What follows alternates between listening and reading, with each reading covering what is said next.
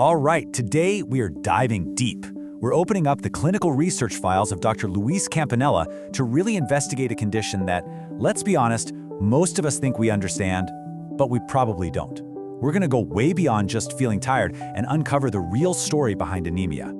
So, let's just start with this question right here. What if that constant exhaustion, that brain fog you just can't shake, what if it wasn't just about being overworked or needing a bit more sleep? What if it's actually a sign of something much, much deeper? A kind of quiet crisis that's happening inside every single cell in your body.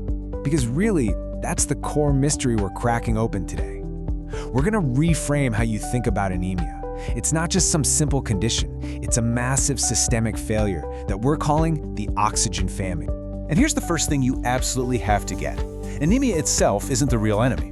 Think of it like the fire alarm, not the fire. It's that loud, screaming warning that tells you the most vital delivery system in your entire body, the one that keeps you alive and energized, is in some serious, serious trouble. And this is what that alarm is screaming about: an oxygen famine. This is a state where your body literally can't get enough oxygen where it needs to go. Your brain cells, your heart, the muscles in your legs, all of them are essentially suffocating in slow motion. Now that is not just being tired. That's a full-blown crisis. So, okay, if it's a crisis, how do we track it? Well, like any good investigation, we've got to look at the evidence. We have to analyze the critical clues, and those clues are right there in your blood work. The main character in this entire story is something called hemoglobin.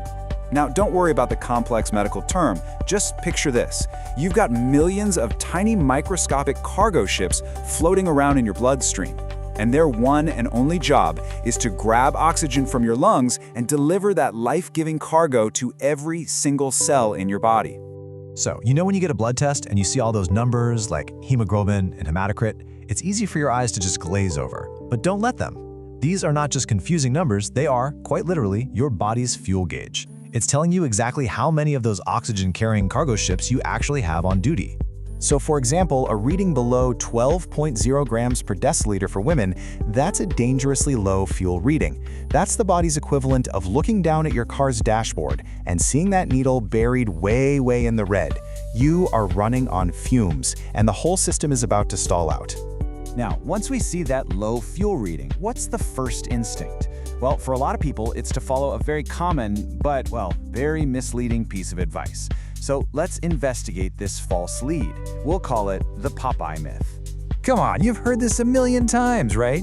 Oh, you're anemic? You must be low on iron. Just eat a mountain of spinach. It seems to make perfect sense, but honestly, it's a piece of folklore that leads so many people down the wrong path.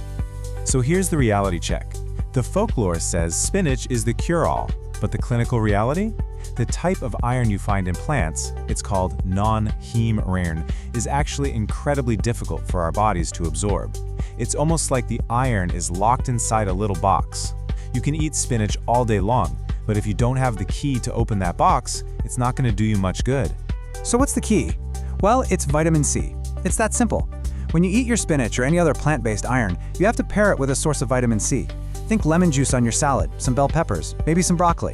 The vitamin C is literally the key that unlocks the iron, and that's what allows your body to finally absorb and use it. Okay, so spinach alone isn't the magic bullet.